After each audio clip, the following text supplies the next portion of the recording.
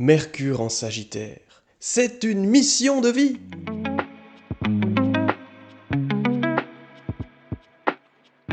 Je suis Lucas, astrologue et chercheur. Penchons-nous aujourd'hui sur le transit de Mercure dans le signe du Sagittaire, car oui, c'est une mission. Mercure représente la pensée et le Sagittaire, c'est la façon dont nous vivons notre vie. Et donc ce transit est une invitation à revoir en profondeur et à l'améliorer, si possible, une philosophie de vie qui vous porte dans certains domaines existentiels.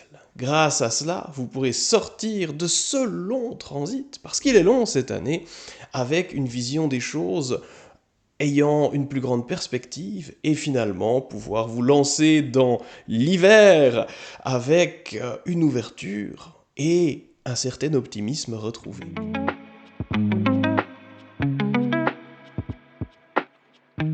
Mercure va entrer dans le signe du Sagittaire le 29 octobre et il va y rester pendant longtemps parce qu'en effet, Mercure va rétrograder. Il va reculer dans le signe du Sagittaire jusqu'à revenir en Scorpion, y rester pendant un certain temps et repartir pour finalement revenir en Sagittaire et n'en sortir que le 1er janvier 2026. Il y a là derrière une logique. L'entrée en Sagittaire représente la possibilité de développer de nouvelles idées, une nouvelle vision des choses. Le retour en Scorpion symbolisera une entrée dans les profondeurs et la possibilité de confronter ceci à votre réalité. Et une fois ce test passé, les ajustements faits, le retour de Mercure en Sagittaire promet d'être une période de plus grande sagesse et de capacité à mettre ceci en place au quotidien. Dans cette vidéo, nous allons nous pencher sur la première partie de ce transit, c'est-à-dire le passage qui se forme en Sagittaire avec la montée jusqu'au 6e degré et le retour jusqu'à ressortir en arrière du signe du Sagittaire pour aller en Scorpion.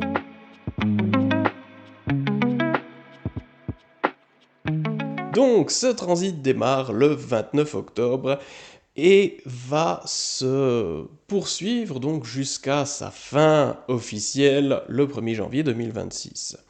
Dans la première partie de ce transit, Mercure entre donc en Sagittaire et file jusqu'au 6e degré qu'il atteindra le 9 novembre. C'est un premier point d'ancrage. Jusque-là, Mercure va être au contact de deux planètes.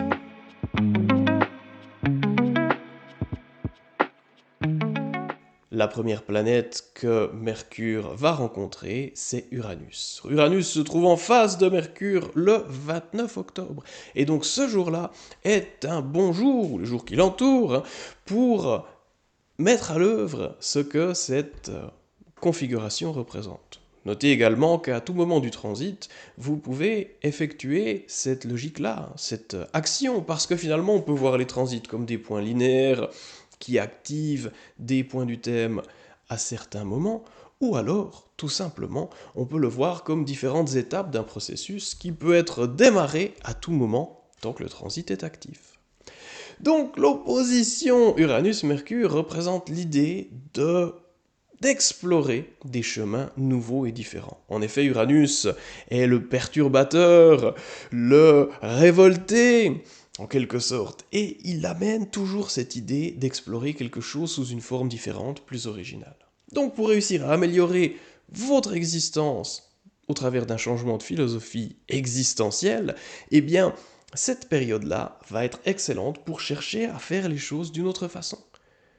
Comment faites-vous habituellement et comment pourriez-vous faire? C'est la question qu'Uranus vous pose, et c'est aussi une voie qu'il vous propose. Il est d'ailleurs en Gémeaux, et donc deux voies sont peut-être possibles. Explorer différentes façons de faire différemment que d'habitude.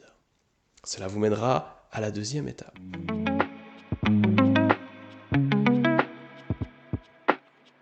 La deuxième étape, qui va intervenir au niveau datation le 30 octobre, mais qui peut être saisie à tout moment, puisque c'est aussi un processus, que ces successions d'éléments planétaires, c'est l'harmonie que Mercure va former avec Pluton.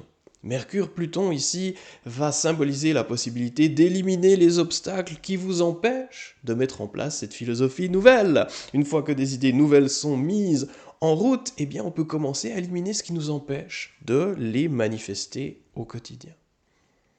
Ensuite, Mercure progresse jusqu'à sa station rétrograde.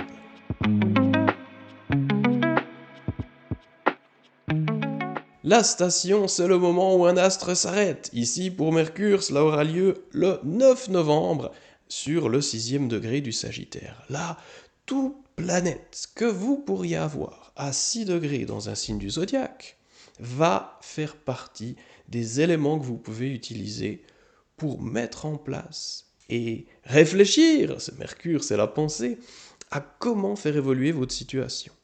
Donc ces planètes-là seront des outils à exploiter, elles vont représenter le potentiel à votre disposition pour aller au fond d'une réflexion.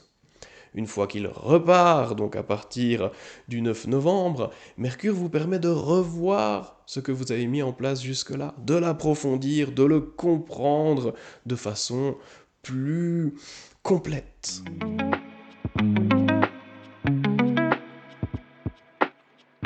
Ensuite, Mercure, dans son chemin en arrière dans le zodiaque, vient se heurter au dieu de la guerre, Mars. Cela signe une période de conflit. En effet, cette conjonction aura lieu le 12 novembre, et c'est symbolique d'un conflit, peut-être relationnel, ou encore par rapport à vous, par rapport à votre routine, par rapport à ce que vous voulez changer. Les nouvelles idées mises en place vont mener à une phase de tension. Il s'agira de réussir à allier les idées à l'action, à dépasser ce conflit pour pouvoir véritablement bénéficier de ce que Mercure en Sagittaire peut apporter dans votre vie.